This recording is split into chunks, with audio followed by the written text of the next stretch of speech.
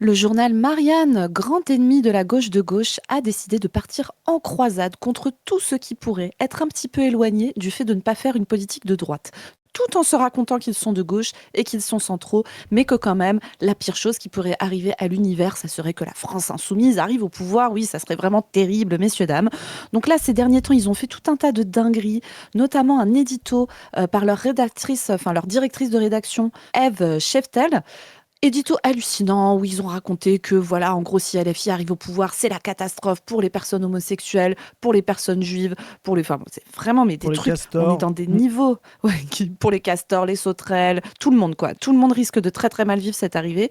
Donc on est dans des niveaux bien bien hallucinants. Mais ils ont décidé pas uniquement de taper directement sur les têtes de la France insoumise. Je vous rappelle aussi les photos de Mélenchon qui mettent en une, mais vraiment, enfin, le mec, on dirait Nosferatu quoi. Et donc ils ont aussi décidé de taper sur les intellectuels qui ne semblent pas totalement alignés sur le fait de trouver que la France insoumise, c'est la pire chose de la planète. Et notamment, là, ils ont décidé d'aller taper sur Johan Chapoutot. Et donc, écoutez, nous, on a envie de regarder ça parce que ça nous intéresse beaucoup. Pourquoi Johan Chapoutot s'en prend plein la gueule? Quel est l'agenda de Marianne là-dedans?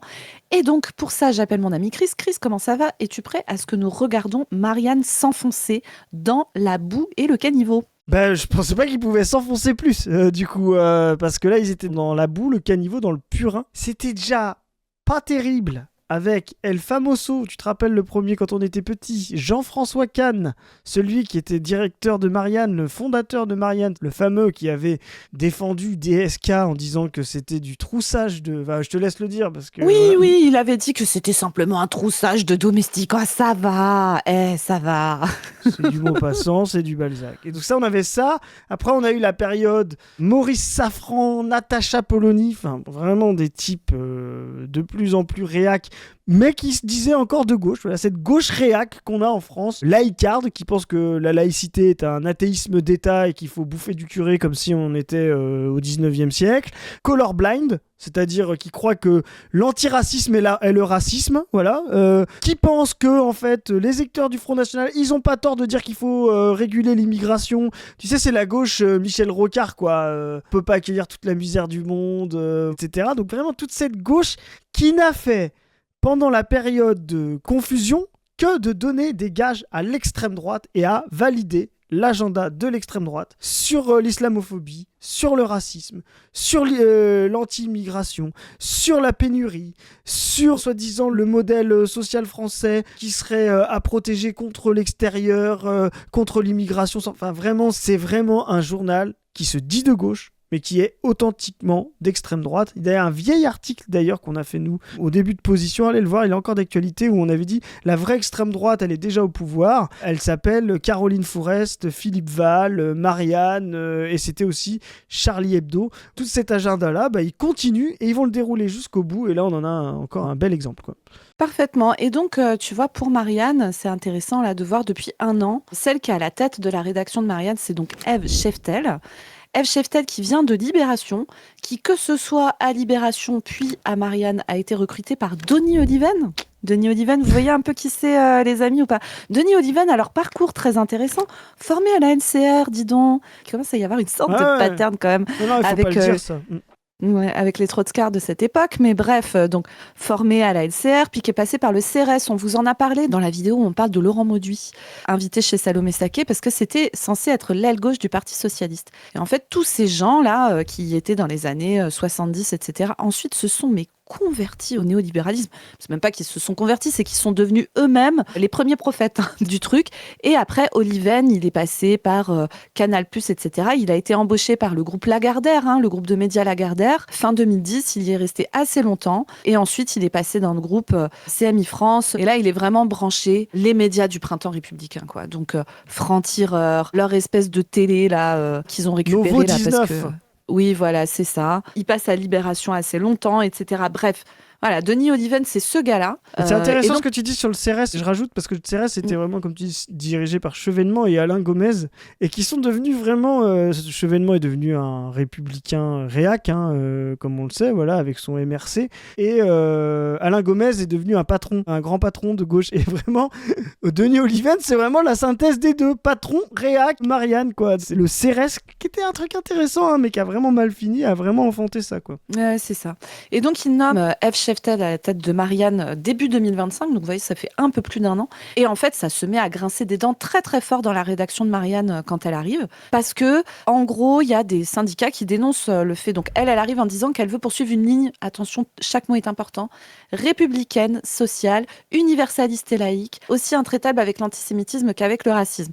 Et donc là, si cette petite musique sonne doux à vos oreilles, c'est parce qu'on l'a déjà entendue dans la bouche de Gage. D'accord, c'est exactement la même ligne, qui est une ligne qui, derrière les mots de républicain, d'universaliste, etc., dit quand même pro-sioniste, fait l'amalgame entre l'antisionisme et l'antisémitisme, et profondément islamophobe et anti-LFI, mais très, très, très, très fort.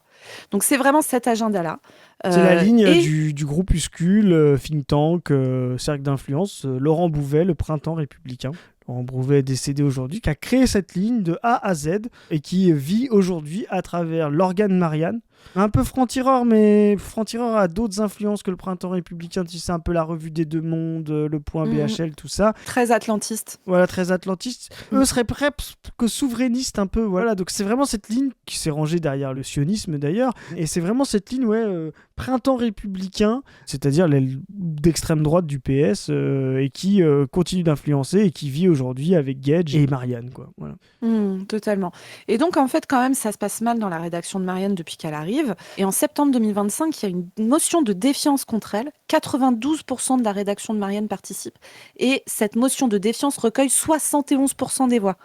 Donc, il y a plus de 2/3 de la rédaction qui s'oppose à elle. Il l'accuse d'un management jugé brutal, de dénaturer l'identité non alignée du titre et de manquements graves et répétés à l'éthique journalistique, dont un voyage de presse en Israël non mentionné dans des articles sur Gaza. T'imagines un peu le délire, quoi. Tout ça dans un contexte de forte réduction des effectifs, etc., parce que ça reste quand même des patrons qui gèrent des entreprises à la capitaliste, c'est-à-dire on enlève le maximum de gens pour tirer le plus de plus-value du moins de travailleurs possible. Enfin bon, on connaît, quoi. Donc ils ont nommé un type là pour essayer de pacifier un peu les choses et tout, qui s'appelle Aurélien Vière, que je ne connais pas. Et donc dans ses positionnements, parce que c'est important quand même, elle se réclame donc de gauche universaliste comme Jérôme Gage. Elle se montre critique vis-à-vis de la ligne défendue par Olivier Faure et dénonce l'alliance du Parti socialiste avec la France insoumise. C'est-à-dire que elle, c'est vraiment l'inverse de nous. C'est-à-dire que elle est plus jamais FI, quoi. C'est vraiment ça sa ligne. Trouver que dans le nouveau Front populaire, c'était horrible que les socialistes aillent avec LFI, vraiment, c'est terrible et tout. Et elle dit vouloir faire du journalisme un projet civique qui a pour but de ramener les électeurs dans le giron républicain, t'imagines la dinguerie, et de les éloigner des extrêmes, parce que bien sûr, évidemment, entre Sarah Knafo, qui veut remigrer des gens, virer la totalité des services publics, interdire à des gens de se vêtir comme ils le souhaitent dans l'espace public, et la France insoumise, c'est vrai que c'est exactement pareil, il n'y a pas du tout de différence. Après les attentats du 7 octobre 2023, elle se définit comme sioniste et pro-palestinienne. Je vous laisse méditer là-dessus. Et on l'a déjà démonté, ça. On a fait un bel épisode qui n'a pas été vu assez, je pense, Zoé, tous les deux, le 7 octobre 2025, du coup, pour les 2 ans de cette réintensification du génocide palestinien par Israël. Et du coup, c'est vraiment aussi, voilà, les ultrasionistes maintenant peuvent se dire pro-palestiniens et reconnaître un État qu'ils ont rasé de A à Z et un peuple qu'ils ont quasiment fini d'anéantir. C'est vraiment le comble de l'obscénité et de la honte, quoi. Voilà. C'est exactement ce qu'elle a dit, parce que je finis là-dessus et après on commence l'article. À Libération puis à Marianne, elle prône une approche prudente et contradictoire du conflit à Gaza. C'est-à-dire, faut vraiment être un peu prudent sur le fait que tout le monde s'est fait buter. En mars 2024, elle écrit que le droit légitime d'Israël à se défendre ne peut se transformer en pulsion incontrôlée de vengeance. Et notamment, elle veut pas utiliser le terme de génocide et tout. Et t'as envie de dire, mais au moment, le lendemain du 7 octobre, quand tu as le ministre de la Défense israélien, quand tu connais ce que Israël fait en Palestine, pas que à Gaza, mais aussi en Cisjordanie, avec les colonisations brutales, l'apartheid, etc., tout ce qu'on sait depuis plus de 70 ans, le lendemain où le ministre israélien de la Défense dit « ce sont des animaux humains et nous allons les traiter comme tels », tu sais déjà que la phrase « Israël a le droit légitime de se défendre » est une phrase qui signifie « Israël a le droit d'appliquer sa violence génocidaire sur le peuple palestinien ». Tu le sais déjà. Donc c'est une position qui fait croire à une fausse neutralité, etc., mais qui est en fait une position qui prend parti très nettement du côté d'Israël dans ce conflit qui est absolument atroce et où il y a un agresseur et un agressé. Quand quelqu'un déshumanise, traite un peuple de vermine et qu'il a en plus l'avantage technologique militaire et impérialiste et le soutien de tous les plus grands États du monde derrière lui, vous savez que ça va au carnage. Il n'y a pas de raison. Évidemment. Et c'est le cas, et c'est encore le cas actuellement. Voilà. Donc ça, c'est notre chère Eve Scheftel. Et donc là, c'est un article que Eve a relayé, parce qu'elle l'a trouvé vraiment super. Un article de Adrien Matou, encore un journaliste qui s'est fait tout seul, vu qu'il est le fils de Hervé Matou. C'est ça, c'est le commentateur sportif. Même moi, je le connais, c'est vous dire à quel point il est connu. Peut-être Sarah Knafo ne le connaît pas, parce que niveau foot... Ah oui, non, Sarah, non. Donc voilà, et donc Adrien Matou, très très habitué à faire des articles extrêmement anti-gauche radicale. Et donc là, c'est son édito dans une chronique qui s'appelle En roue libre, qui s'intitule « Yoann Chapoutot, l'historien dévoie sa science pour la politique ». Oh là là là là là. Es-tu prêt, mon Chris, à ce que nous lisions ça ? Allons-y. Allez, let's go. Les propos de l'universitaire qui étrille l'avachissement de la droite et la fange qui nous éclabousse en permanence des gouvernants illustrent la dérive qui voit le chercheur user de son autorité d'historien à des fins militantes. Alors, je vous rappelle un petit peu d'où on part avec Marianne, mais alors vraiment que les mecs fassent des appels à l'objectivité et à l'absence de militantisme vu leur positionnement, t'as envie de dire, les gars, vous forcez un petit peu quand même. Mais c'est intéressant ça. On aurait pu reprocher justement, nous, presque à Chapoutot de ne pas être assez militant. Et là, depuis un moment, il s'engage, etc. Nous, on trouve ça très bien, parce que de toute façon, on ne pense pas qu'il y ait une opposition entre historiens et militants. Les historiens qui se revendiquent militants sont souvent progressistes. Les historiens qui se revendiquent non militants sont quand même des militants, mais de la conservation. Donc, opposés l'un à l'autre, Adrien nous dit un peu plus sur ta position dans l'ordre des choses, quoi. Mais évidemment, et tu vas faire croire qu'il y aurait des sciences qui sont totalement neutres et apolitiques. Alors, je pense que tout le monde, normalement, a acquis que dans ce qu'on appelle les sciences humaines et sociales, ce n'est pas possible. Tu ne fais pas de psychologie neutre, tu ne fais pas de philosophie neutre, tu ne fais pas d'histoire neutre, tu ne fais pas d'économie neutre, tu ne fais pas de sociologie neutre. Ça n'existe pas. Tu parles forcément d'un point de vue, ce qui n'est pas grave en soi, au même titre que tu ne fais pas de journalisme neutre non plus. Le problème, c'est de ne pas, à mon sens, pour une question, on va dire, de lisibilité et d'honnêteté intellectuelle, le vrai problème, c'est pas de ne pas être neutre, personne ne l'est. Le vrai problème, c'est de ne pas dire d'où tu parles, de ne pas dire quel est ton positionnement. Et je vais aller plus loin, et ça a été expliqué plein de fois, mais même les sciences dites dures ne sont pas neutres, en fait. La manière dont vous menez la science, la recherche, je sais pas, en mathématiques, en physique, en biochimie, etc., la manière dont on oriente les sujets de recherche, la manière dont on les traite, à qui elles profitent derrière, etc., etc., rien n'est neutre dans tout ça. C'est clair. Alors. Ensuite, donc là, on va citer une phrase de Chapoutot qui a beaucoup fait réagir. C'est très facile d'être de droite. C'est une logique de l'avachissement, de la facilité, de l'absence de réflexion et d'effort. Une politique de droite, c'est revendiquer le bon sens du comptoir, l'absence totale d'analyse, de réflexion argumentée, fondée sur une littérature scientifique abondante et qu'on refuse de considérer. Alors, qu'en penses-tu ? C'est très juste. Ça me fait penser à une phrase du Bourdieu qui avait dit « Le système tient très bien parce qu'il suffit d'être bête pour le défendre ». Eh bien, ça ressemble à ça. Alors, avec un petit peu plus d'éléments. Ce qui est drôle, c'est qu'un journal qui passe son temps à se revendiquer de gauche trouve ça insultant quand on insulte la droite. Tu vois, je sais pas.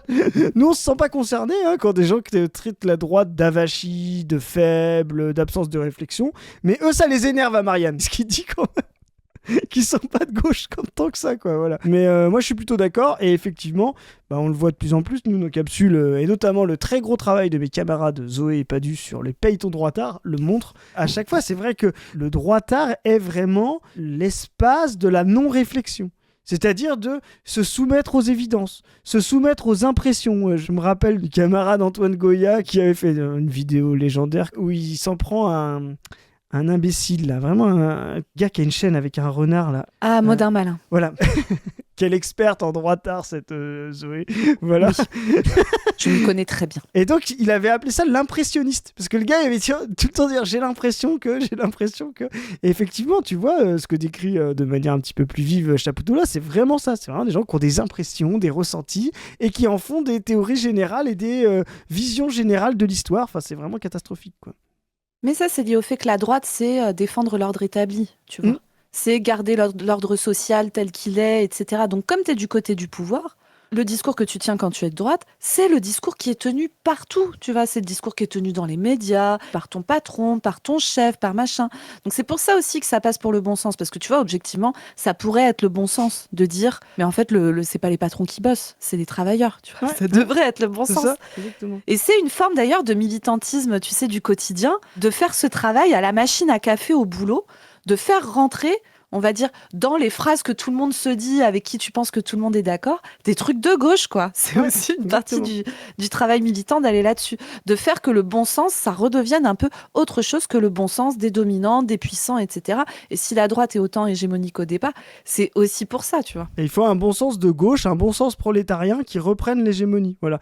Exactement. Et ce que la droite, la matrice de droite refuse de faire. Et en fait, la matrice de droite, quand tu dis, c'est la soumission à l'agenda conservateur. C'est-à-dire la soumission aux évidences des dominants, la soumission aux évidences de ceux qui ont peur de perdre leur bien, les gens de bien, comme on disait, c'est-à-dire ceux qui ont du bien, comme dirait Henri Guillemin. Voilà, c'est vraiment la soumission à ces gens-là, et ce que Marianne est en petit flic journalistique qu'il est en relais, et cet article le montre. Ah ouais, Adrien est très très triste. Donc alors, je continue. Après la citation, Adrien dit « Ces propos n'ont pas été tenus par un dirigeant politique en meeting, ni par un chroniqueur d'extrême gauche en roue libre. » Attends, dire les propos sont pas ouf, hein, Adrien. Tenus en février 2024 lors d'une émission organisée par la chaîne YouTube Élucide, qui font parfois de bons entretiens. Ça dépend des entretiens, mais c'est très intéressant, Élucide. Puis nous avons des camarades qui sont assez proches d'Élucide, que nous saluons. Et exhumés ces derniers jours sur les réseaux sociaux, ils émanent de l'historien Yoann Chapoutot. En mars dernier, Mariam publiait une enquête relatant le virage militant de ce spécialiste respecté du nazisme et professeur à la Sorbonne qui s'est rapproché de la France insoumise. Cette sortie s'inscrit dans la trajectoire ayant pour conséquence de rendre sa pensée de plus en plus simpliste et manichéenne. Ça, c'est vraiment simpliste, manichéen. Là, vous avez le bingo des journalistes qui n'ont aucune connaissance de rien du tout, qui survolent, c'est-à-dire les spécialistes du trivial poursuite en termes de culture, voilà, ou de phrases de fin de repas, ou d'anecdotes de fin de repas, mais qui ne comprennent rien en dynamique sociale, mais qui, dès qu'il y a de l'adversité, de la conflictualité, disent « Oula, c'est simpliste, manichéen », comme tu l'as précisé en introduction, ils le font même après 2 ans de génocide en disant oh, c'est plus complexe. Mais imaginez des gens qui arriveraient à Nuremberg en 1945 qui diraient je pense qu'il faut avoir une vision moins manichéenne vis-à-vis de Göring et de Ernst Röhm, tu vois, voilà. Pourquoi pas, ouais, je sais pas, l'obscénité du truc. Mais tu sais, Chris, c'était avant tout des êtres humains. Non mais voilà. Alors, continuons avec ce que nous raconte Adrien, qui est très très choqué. Il n'est bien sûr pas interdit aux universitaires de s'engager dans le débat public. Depuis l'affaire Dreyfus, la France s'est même spécialisée dans la production d'intellectuels. Mais vraiment, c'est insupportable. L'abonnement à ChatGPT, ça doit être, je sais pas, pour une entreprise, ça doit être 15 balles, quoi. Je sais pas combien on paye, nous, à la brèche, mais enfin, c'est pas... Je sais pas combien coûte Adrien Matou, mais c'est trop cher, hein, s'il coûte plus que ChatGPT pour dire ça. Je veux dire, vraiment, là, il n'est bien sûr pas interdit. Depuis l'affaire Dreyfus, c'est quoi? C'est une disserte de sciences économiques et sociales en première S, quoi. En première oui, ES. C'est ça, j'allais dire niveau lycée, tu vois. Donc sur le terme d'intellectuel, Adrien nous fait une petite précision. Le substantif, d'abord péjoratif, est d'ailleurs né à cette époque.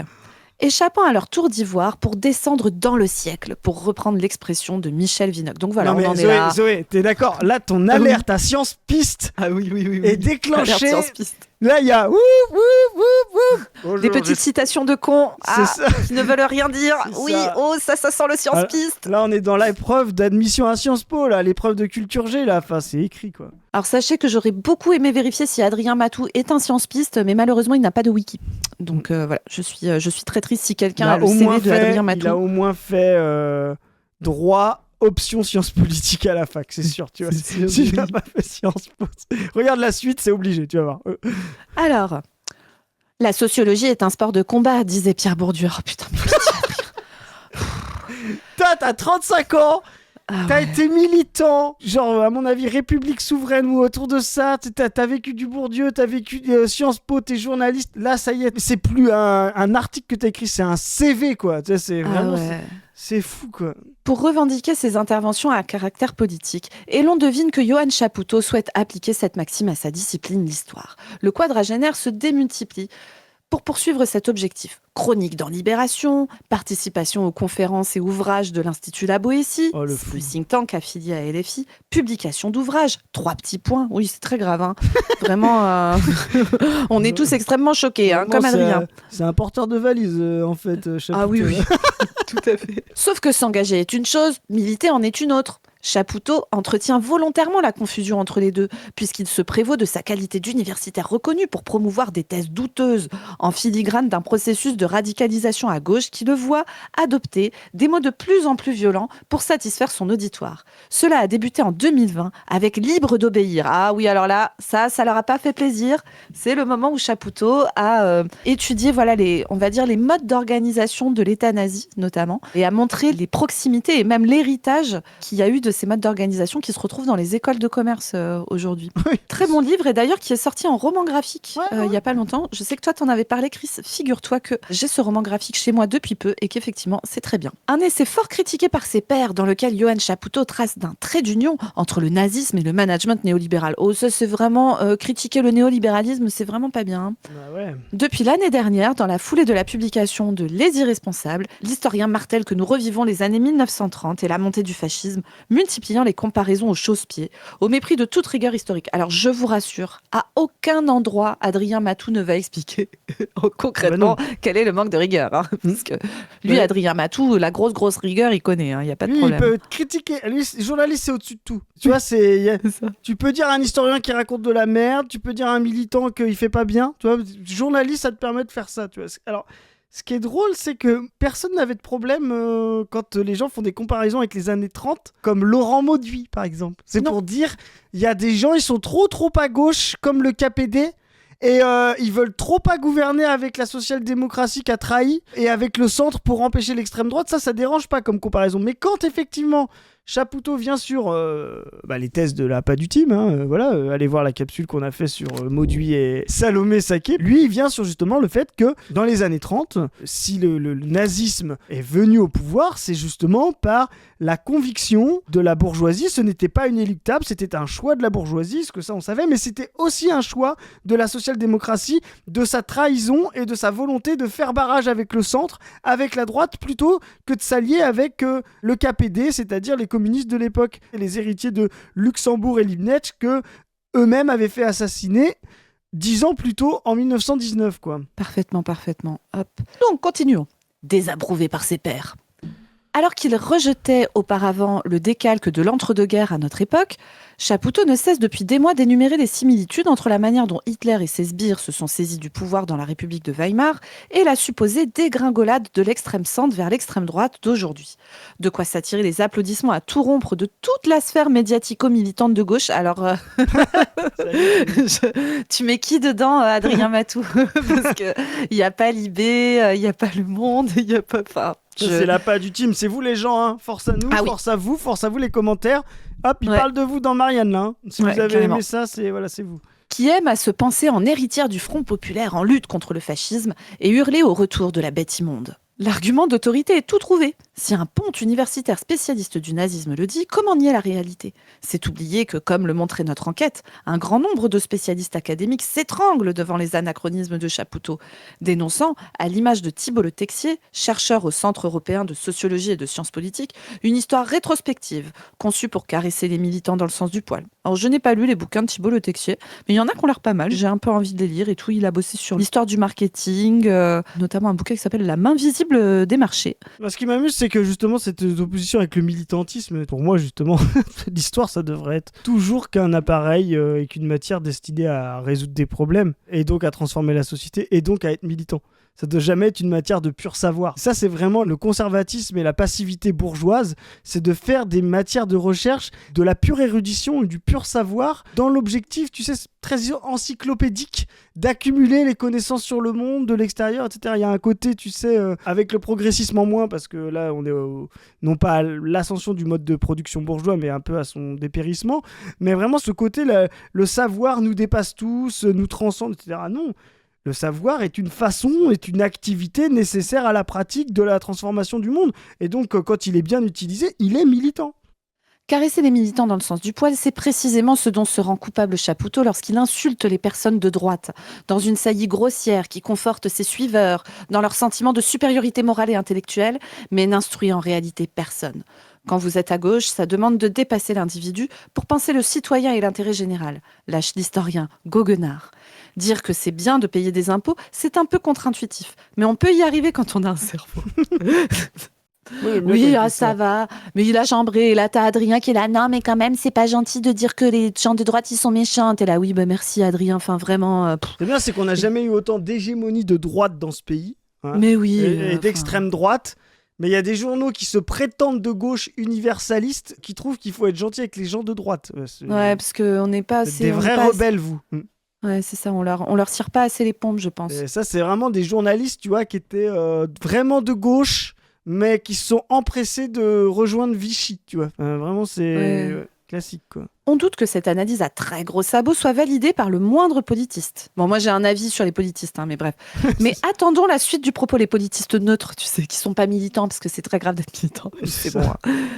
Ce que je reproche aussi aux gens qui occupent les fonctions exécutives et législatives, c'est de nous plonger dans la fange la plus sordide de l'intérêt individuel, de la jouissance matérielle la plus bête, de ne jamais élever le niveau, de nous plonger dans une régression intellectuelle et morale permanente. La Marseillaise, l'uniforme, le redoublement, réarmer démographiquement, Gérard Depardieu, j'aime bien la bagnole, etc. il était en forme. Mais il était à la page du team ou quoi? Let's go, Johan. Viens, hein. T'es chez toi ici, hein. On t'invite, par contre, attention, tu vas être accusé de ne pas être neutre. La leçon oubliée de Pierre Bourdieu. Oula. Heureusement, l'éminent chercheur est là, lui, pour élever le niveau face à une fange qui nous éclabousse en permanence. Des gens très primaires, au fond, qui sont fondamentalement d'extrême droite, complexés, masculinistes, virilistes, pas très équilibrés et très primaires dans leur maîtrise de voir les choses pas très subtiles.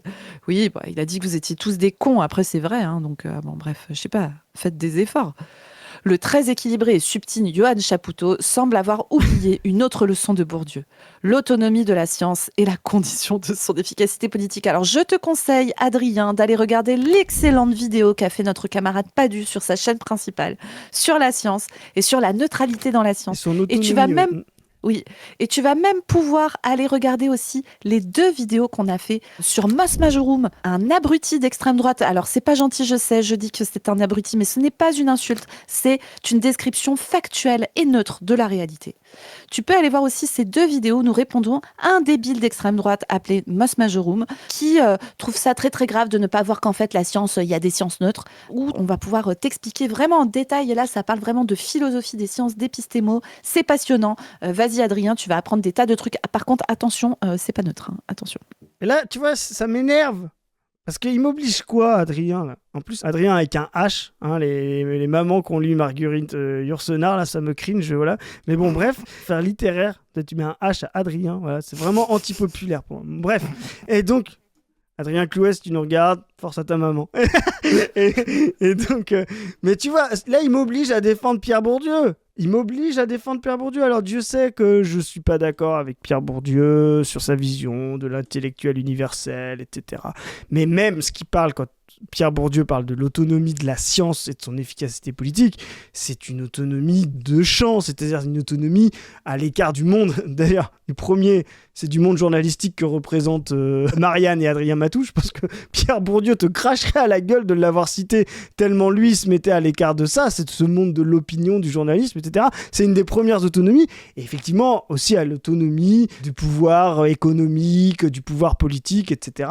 Et donc d'être ce qu'il appelait lui une ressource, justement pour l'efficacité politique et pour que pour des sujets collectifs puissent s'en emparer. Donc presque, il y avait cette vision peut-être positiviste chez Bourdieu de dire elle peut, comment dire, être autonome de tous des autres champs, tu sais, d'investigation, mais du coup, elle peut être là comme une ressource pour tous, pour n'importe quel sujet, même des sujets les plus révolutionnaires et tout. Donc ce que disait Bourdieu est bien plus proche d'une volonté de la science comme ressource disponible aux militants que ce que tu crois dire là comme la droite et la gauche ça n'existe pas pour la science, il faut pas insulter les gens de droite, hein. Vraiment, mais Bourdieu est mort 2 fois avec cette voilà, donc je suis obligé de défendre Pierre Bourdieu. Non, arrêtez de le citer là dans votre petite disserte de première année de Sciences Po là, vous ne l'avez pas lu, vous ne le comprenez pas et vous n'en êtes même pas capable de faire une citation correcte et encore moins d'en faire la critique marxiste que nous on est capable de faire. Voilà, ça m'agace quoi.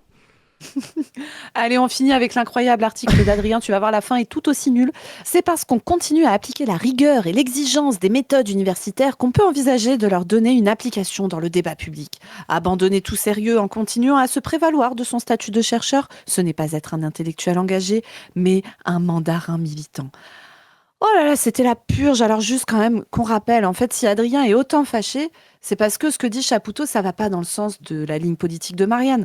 La ligne politique de Marianne, c'est de raconter cette fable, comme quoi l'extrême gauche, ils mettent LFI à l'extrême gauche, hein, évidemment, et l'extrême droite, en fait, ça se rejoint, les extrêmes se rejoignent, etc. Et en fait, tout ça, c'est la même merde et tout. Alors qu'en réalité, ce que montre Chapoutot, notamment dans l'expérience allemande, c'est que c'est ce centre-gauche qui a refusé de faire alliance avec les communistes, a en réalité, par ce refus d'aller se tourner radicalement vers des politiques de gauche, etc., a permis aux nazis d'arriver au pouvoir et ensuite de l'appliquer avec toute la brutalité qu'on sait. Donc, c'est pour ça que ça les gêne, en fait. Chapoutot dirait « gna gna gna, les extrêmes se rejoignent, gna gna gna gna » et tout. Adrien Matou trouverait ça très bien, qu'on soit très clair. Là, c'est ce qui le fait chier, c'est que ça rentre pas dans leur narratif. Et donc là, pour finir, on va vous mettre un petit extrait qui a été posté par notre camarade Rêve de l'association Isonomia, qui est une association antiraciste nantaise que nous aimons beaucoup ici, qui reposte un extrait d'une conférence où il y a la fameuse F. Chestel, dont on vous a parlé au début, qui est toute chafouine de ce que va dire Johan Chapoutot. Hein. Vous allez voir qu'en fait, la haine vient de ce moment-là. Et donc, c'est une conférence où sont invités les 3 historiens du nazisme qui sont très connus, c'est-à-dire Christian Ingarao, que vous avez sur la gauche, ensuite Johan Chapoutot et puis Nicolas Patin. Les 3 ont écrit des super livres, vraiment. Je ne peux que vous conseiller de les lire. Celui qu'ils ont écrit tous ensemble, tous les 3, qui s'appelle Le Monde nazi, mais aussi les autres. Bref, c'est vraiment des très bons bouquins à lire.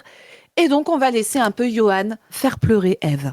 C'est beaucoup d'articles et de mots de Adrien Matou pour défendre sa patronne qui juste a le seum. J'espère qu'il a eu une petite promotion, Adrien Matou, pour ça. Moi, j'espère, Adrien, petit billet là pour te mettre bien. Hein. T'as eu au moins un RTT en plus, tu vois, je sais pas. Denis Oliven qui t'appelle, qui te dit « Écoute, ton père m'avait déjà parlé de toi, mais peut-être que je vais pouvoir te trouver une encore meilleure place. J'espère, Adrien, que tu vas pouvoir aller croquer un peu. » Vendredi, tu pars à 15h. Pas besoin de noter sur la feuille. Quand l'entourage présidentiel décide d'écarter Brüning, l'homme de l'austérité, etc., parce que de fait, sa politique économique est une catastrophe.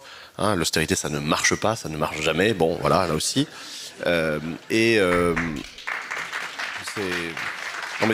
fascinant de voir. Nicolas disait que parfois on est un peu là de répéter. Le somme qu'elle a, c'est excellent. Des choses, des évidences, de rappeler que l'eau ça mouille et que 2 et 2 font 4 et pas 32. Ce serait bien quand même que de temps en temps on ouvre un livre d'histoire pour se rendre compte que oui, non, toute chose étant égale par ailleurs, l'austérité est une catastrophe. Enfin bref. Mais quand on décide de le remplacer, c'est-à-dire l'entourage présidentiel, la Camarilla, on décide également de l'écarter parce que Brüning a une idée de réforme agraire qui menace directement les intérêts égoïstes de classe, personnels, d'Hindenburg, de son fils et de tout l'entourage du Reichslandbund, enfin des grands agrariens de l'Est. Eh bien, on essaie d'agréger. Ça alors ? C'est fou ça. Tu sais, il y a des intérêts de classe qui font que les capitalistes, pour sauver leur système et leurs propres conditions de reproduction matérielle, tu vois, leurs propres conditions matérielles d'existence, eh ben en fait, ils préfèrent sucer de la plus-value comme des dingos jusqu'au point où ça donne des crises économiques monstrueuses et que le seul moyen de s'en sortir, c'est de faire la putain de grosse guerre. C'est vraiment fou ça. Mais ça, c'est très grave, Chris, de rappeler qu'en fait, c'est cyclique, ces trucs-là. Faut pas le faire. Les nazis, c'est anti-scientifique. Ne le faites pas, sinon vous aurez un article contre vous dans Marianne. Ah oui, Adrien va être très chafouin. Bourgeois, qui est au pouvoir. Et ça, c'est la manœuvre de von Schleicher, qui rentre au gouvernement à ce moment-là. Et un gage qui est donné aux nazis, c'est de réautoriser les SA et les SS. Alors, les nazis ont 2 exigences au printemps 32. 1, vous réautorisez nos milices. 2, vous dissolvez l'Assemblée, le Reichstag, et puis, il fallait surtout pas faire parce que les nazis étaient en dynamique, hein, toutes les élections locales, municipales, régionales le montraient, surtout pas dissoudre à ce moment-là, là encore peut-être que, enfin bref. Et C'est marrant, ça l'a fait pas rire, Ève. Ah non, Ève, elle a le seum, regarde, elle a vraiment C'est la ce qui est tête bien, du c'est seum, hein. qu'il explique tout un tas de trucs de faits qu'on n'a pas trouvé chez Adrien Matou, qui le rendent la comparaison légitime, tu vois. Ça sert à ça l'histoire, hein. C'est une ressource pour résoudre des problèmes actuels. Ça ne sert à rien de résoudre des problèmes déjà passés. Ça, c'est pour les gens qui ont à la fois beaucoup de temps et pas beaucoup de problèmes tout de suite. Exactement. avec un résultat qui est tout à fait à l'avenant. On est en train de franchir le point Goodwin là. Pas du tout, non, pas Oh du tout, là là justement. La meuf dit à un historien du nazisme qui vient présenter son bouquin sur le nazisme avec 2 autres historiens spécialistes du nazisme qui ont écrit un livre qui s'appelle Le monde nazi, et la meuf t'accuse de faire un putain de point Godwin. C'est quand même incroyable. C'est un délire. C'est un délire. Moi, je trouve que vous ça, parlez beaucoup des nazis quand même. Hein. Ouais, c'est un peu nazi. Hein. Quelque chose que, pour le coup, j'ai beaucoup travaillé pour un livre à venir, où je fais un épilogue, parce que j'en ai vraiment ras la casquette qu'on m'oppose le point Godwin, dans la mesure où c'est vraiment le pont aux ânes le plus lamentable qui soit, parce que la comparaison... Il lui fait trop cher. Pourquoi Elle a encore le seum. La regarder en mode... Pourquoi tu parles? C'est vraiment là, il a dit, toi, tu sais, vraiment, c'est... moche, quoi. L'histoire, ça existe. Tu sais que... L'analogie, c'est fondateur. Et la comparaison, elle est permanente en histoire. Et donc là, vraiment, il est très, très important de rappeler Oh, la leçon. Mais Merci, oui, Johan. Dis-leur, Johan. Dis-leur. ces choses-là et de dire que nous faisons de la comparaison en permanence. Nous faisons de la comparaison en respirant quand on est historien. Voilà. Et ensuite, il y a tout un appareillage épistémologique très élaboré, très fondé scientifiquement, qui permet de faire des analogies de structure. C'est juste que vous nous faites peur parce qu'on se dit qu'avec le budget d'austérité de Michel Barnier, on va finir sous une dictature comparable aux nazis. C'est juste pour rassurer les électeurs. Et donc, Les spectateurs. Les électeurs. Le Voir petit lapsus, là. Les donateurs, plutôt. C'est aller un peu plus loin, je pense. deuxième gage qui est donné, je vous le disais, c'était d'autoriser les milices nazies. Et pour le coup, ça donne 100 morts, plus de 100 morts politiques à l'été 1930. Donc là, vous voyez, ça parle de budget Barnier, donc ça date de l'automne 2024, donc il y a un peu plus d'1 an.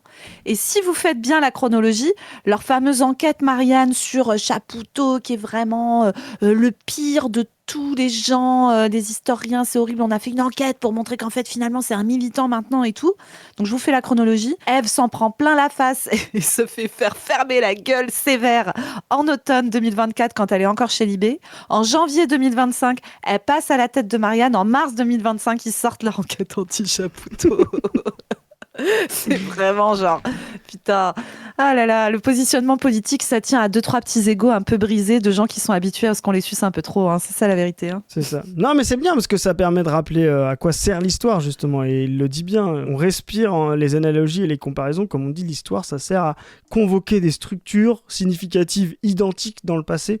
Parce que l'humanité se pose des problèmes, pas identiques, mais similaires, proches, en fonction de ces dynamiques historiques. Et des fois, dans le passé, il y a des choses où on a, comme dans l'expérience individuelle, où on a l'impression que ça nous est déjà arrivé. Alors, c'était pas le même problème, mais on était dans une situation analogue où les ressources, les problèmes, les limites qu'on avait dans ce moment-là se réagencent de la même manière. Et que pour ça, aller convoquer telle ou telle situation nous aide à trouver des réponses aujourd'hui. C'est vraiment fondamental. Parfaitement. Et donc, écoute, Johan Chapoutot, désolé pour toi, mais alors là, vraiment, t'es dans le viseur de Marianne. Je pense qu'ils vont t'en mettre plein ta face dans toutes les prochaines années. Moi, j'espère que, je suppose qu'il est assez malin pour se rendre compte que c'est une médaille de se prendre Marianne dans la tête. A priori, si Marianne t'aime pas, c'est bon signe, tu vois. C'est plutôt bien. C'est ça. Donc voilà, est-ce que t'as envie de dire un petit mot de la fin, mon Non, Chris ? je trouve que je suis très heureux d'avoir des historiens comme Chapoutot. C'est des historiens qui, justement, nous aident à être de bons militants. C'est pas des historiens militants, c'est des historiens qui fabriquent des militants, et c'est à ça que ça sert, des intellectuels conséquents. Voilà. Et moi, je mets Patin et Ingrao dans le même sac, d'ailleurs. Tout à fait. Désolé, je les mets dans la sauce aussi. Voilà. Bon, sur ce, les amis, il me reste à vous suggérer d'aller voir la chaîne On ne veut plus, dans laquelle on sort là des formats très régulièrement. Donc, vous pouvez aller voir, c'est soit des entretiens avec des militants, soit des conférences, c'est très intéressant. Vous aurez aussi une nouvelle vidéo sur la chaîne de Padu, vidéo incroyable. Je ne sais pas si elle sera déjà sortie quand vous regarderez cette vidéo. Donc, soit elle est juste sortie, soit elle va très bientôt sortir. Vous pouvez également nous suivre sur nos réseaux. Vous pouvez nous aider à financer tous les projets de l'asso via le Tipeee. Vous pouvez aller lire la revue Position Revue. Et sur ce, on vous dit à plus tout le monde. Salut. Salut les gens. Salut.